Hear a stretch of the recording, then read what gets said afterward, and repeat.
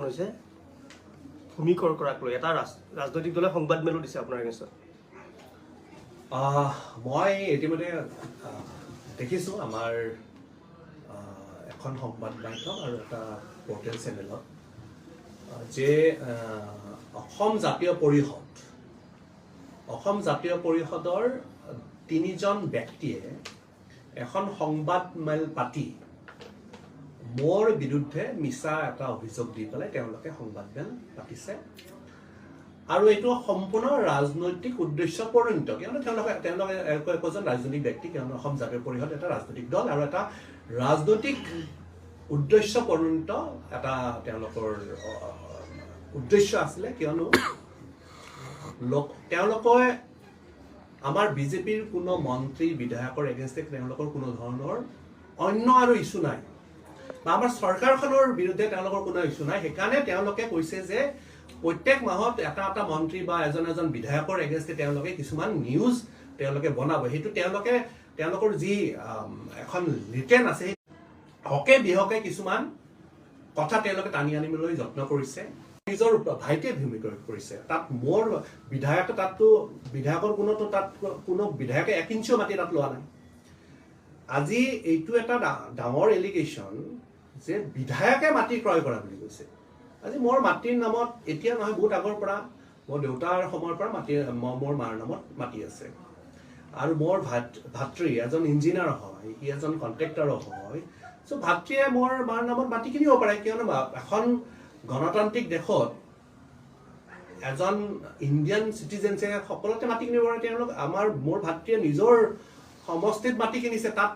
তেওঁলোকে বিধায়কক টানি অনাৰ কোনো যুক্তিযুক্ততা নাছিলে। আৰু ইতিমধ্যে এই বিষয়টো যিহেতু বিধায়কৰ তাত 1 ইঞ্চিও তাত মাটি নাই আৰু কেইজনমান ব্যক্তিৰ নাম তাত লোৱা হৈছে, তেওঁলোকে নাম আনিছে কিবা আগৰৱালা তিৱাৰী কিবা কিবি তেনেকুৱা ধৰণৰ নাম আনিছে যিকেইজন ব্যক্তিক হয়তো মই চিনি নাপাওঁ, তেওঁলোকে হয়তো মোক চিনি নাপায়। তো এনেকুৱা এটা মিছা অভিযোগ ইতিমধ্যে তেওঁলোকে যিহেতু উপস্থাপন কৰিছে আৰু মই কথাটো ইমান লাইটলি লোৱা নাই কিয়নো এখন জাতীয় পৰিষদৰ তেওঁলোকৰ অফিচত 3জন ব্যক্তিয়ে অসম জাতীয় পৰিষদৰ এই ৰাজনৈতিক উদ্দেশ্য পৰিণতভাৱে এই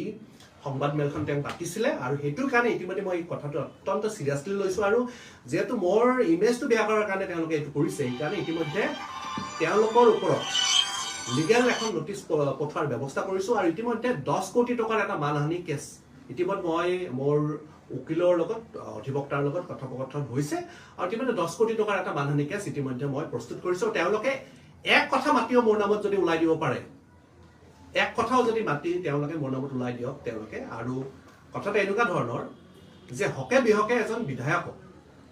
তেওঁলোকে তাত টানি আনিব নালাগে আৰু যিকেইজন ব্যক্তিক মই চিনিয়ে নাপাওঁ সেই ব্যক্তিৰ লগত লগ লাগি পেলাই কোটি কোটি টকাৰ মাটি ক্ৰয় কৰা বুলি যিটো মিছা অভিযোগ দিছে সেইটো তেওঁলোকে প্ৰমাণ কৰক। আৰু ইতিমধ্যে মই 10 কোটি টকাৰ মানহানি কেছৰ কাৰণে ইতিমধ্যে উকিলৰ লগত মই যোগাযোগ কৰিছোঁ আৰু ইতিমধ্যে তাৰ প্ৰস্তুত হৈ আছে আৰু অতি সোনকালে সেই কেছটো আমি ফাইল কৰিব পাৰিছোঁ। যিহেতু দেখিবলৈ পাইছে ৰাহুল গান্ধী আহিব, তেওঁলোকে ন্যায় যাত্ৰা কৰিব, তেনেস্থলত কংগ্ৰেছে এখন কমিটি বনাইছিল কিন্তু কমিটিখনক লৈ তেওঁলোকৰ খোৱা কামৰা লাগিছে। গৌৰৱ গগৈ তাত নামটো নাই, যাৰ বাবে ভিতৰতে আচলতে জৰুৰ নহয় তেওঁলোকৰ এটা ভাগ বুতৰা টাইপ হৈ গৈছে। নাই, এনেকুৱা ধৰণৰ যে ৰাহুল গান্ধীয়ে যেতিয়া ভাৰত জোড়ো যাত্ৰা আৰম্ভ কৰিছিলে ঠিক আমাৰ মধ্যপ্ৰদেশ, ৰাজস্থান, ছত্তীশগড়ৰ নিৰ্বাচনৰ আগমুহূৰ্তত তেতিয়া এনেকুৱা এটা পৰিৱেশ কংগ্ৰেছে ৰচনা কৰিছিল যে একেবাৰে ৰাহুল গান্ধীৰ কাৰণে গোটেই ভাৰতবৰ্ষত ৰাহুল গান্ধীৰ এই যাত্ৰাৰ কাৰণে কংগ্ৰেছ অত্যন্ত বেনিফিট হৈছে আৰু তেওঁলোকে 2024 চনৰ নিৰ্বাচনৰ পাক মুহূৰ্তত দেখিলে যে ৰাজস্থান, মধ্যপ্ৰদেশ আৰু ছত্তীশগড় তেওঁলোকে বেয়াকৈ পৰাস্ত হ'ল। এতিয়া আকৌ তেওঁলোকে সেই তৎসত্ত্বেও তেওঁলোকে আকৌ তেওঁলোকৰ মনোবলটো বৃদ্ধি কৰাৰ কাৰণে অসমত আকৌ এবাৰ ভাৰত জোড়ো যাত্ৰা তেওঁলোকে আৰম্ভ কৰিব বিচাৰিছে আৰু সেই যাত্ৰাটো যিটো অনৰ্থক যাত্ৰা আমি ইতিমধ্যে কৈ আহিছোঁ আৰু দেখা গৈছে যে যিখন লিষ্ট দেখিছোঁ এই লিষ্টখনত কেইজনমান তেওঁলোকৰ মুখ্য ব্যক্তিৰে অসমত তেওঁলোকৰ নাম নাই। দলটোৰ ভিতৰত যে আভ্যন্তৰীণ এটা মতভেদ আছে, দলটোৰ ভিতৰত যে খোৱা কামৰা হৈ আছে এই কথাটো তাৰ পৰা স্পষ্টতাৰে এইটো বুজোৱা হৈছে। আৰু লগতে আমি এইটোৱে ক'ব বিচাৰিছোঁ যে ইলেকশ্যনৰ কাৰণে মাত্ৰ আৰু 2 মাহ আছে। এই দুমাহ তেওঁলোকে আৰু বৰ্তমান আমি ডিমা হাছঙৰ যি নিৰ্বাচন অহাকালি আছে আমি নিজে তাৰ পৰা আমি যোৱাকালি প্ৰচাৰ সম্পূৰ্ণ হৈছে আমি যোৱাকালিলৈ আমি আছিলোঁ তাত কংগ্ৰেছে এনেকুৱা এই 28খন সিটৰ ডিমা হাছঙৰ কথাটো কৈছোঁ যে 28খন সিটত এখন সিটত তেওঁলোকে জিকিব পৰা অৱস্থাত নাই প্ৰথমবাৰৰ কাৰণে আমি নিজে অলপ দুখিত যে আমি সদায় মুখ্য বিৰোধীৰ এগেইনষ্টে আমি নিৰ্বাচন কণ্টেষ্ট কৰি আমি ভাল পাওঁ কিন্তু আমি ডিমা হাছঙত দেখিলোঁ যে তাত বিৰোধী বুলিবলৈ কোনো নাই তাত কংগ্ৰেছ নাই দুই এটা ইণ্ডিপেণ্ডেণ্ট আৰু এখন দুখন সিটত তৃণমূল কংগ্ৰেছ দুই এটা সিটত আমাৰ কণ্টেষ্ট হৈছে বাকী তাত কোনো কংগ্ৰেছে কোনো এখন সিটতে তেওঁলোকে তাত ডিমা হাছঙক তেওঁলোকে জয়লাভ কৰাৰ কোনো মানে ৰাস্তাত তেওঁলোক নাই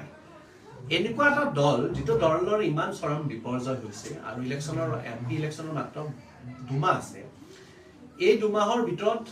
ৰাহুল গান্ধী আহি পেলাই যে আৰু বিশেষ কিবা এটা কৰিব অসমৰ ক্ষেত্ৰত তেওঁ যে কৰিব পাৰিব আৰু তাৰ কাৰণে তেওঁৰ সক্ষমতা যে আছে এনেকুৱা ধৰণৰ নহয় আৰু সেইটো কাৰণে এনেকুৱা ধৰণৰ যাত্ৰা কৰি পেলাই কংগ্ৰেছ আৰু লাভ নাই কংগ্ৰেছ ইতিমধ্যে 14টা আসনত তেওঁলোকে এখন সিট কিবা কৰি বচাই লওক এইটোৱে যথেষ্ট হ'ব আমাৰ ভাৰতীয় জনতা পাৰ্টি 12খন সিট যি আমাৰ মাননীয় মুখ্যমন্ত্ৰী মহোদয় কৈছে এই 12খন সিটত আমি নিশ্চিতভাৱে আমি জয়যুক্ত হ'ব লবি কেন্দ্ৰিক যিটো ৰাজনীতি সেইটো মানে পুৰা গম পোৱা হৈছে কংগ্ৰেছৰ লবিকেন্দ্ৰিক ৰাজনীতি এতিয়া নহয় বহুত আগৰ পৰাই চলি আছে আৰু মাজে সময়ে তাৰ বহিঃপ্ৰকাশ আমি দেখিছোঁ আৰু ইতিমধ্যে কংগ্ৰেছৰ সেইটোৰ কাৰণে বহুত যিবিলাক নেতা ভাল ভাল নেতাবিলাকে ইতিমধ্যে ভাৰতীয় জনতা পাৰ্টীত যোগদান কৰিছে কংগ্ৰেছৰ পৰা আৰু তৎসত্ত্বেও কিন্তু কংগ্ৰেছে তাৰ পৰা ফুলৰ শুধৰণি নাই তেওঁলোকৰ লবিকেন্দ্ৰিক ৰাজনীতি এতিয়াও চলি আছে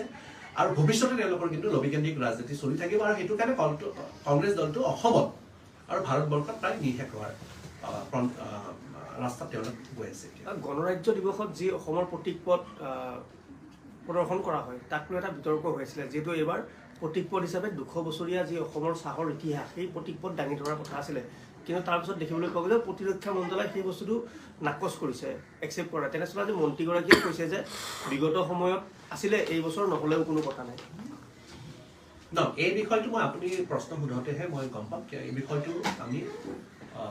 মই সম্পূৰ্ণভাৱে জ্ঞাত নহয় কিন্তু এইটো বিষয় জাষ্ট যোৱাকালি আজি হৈছে সেইটো কাৰণে মই এইটোৰ ওপৰত এতিয়া কমেণ্ট নকৰোঁ ধন্যবাদ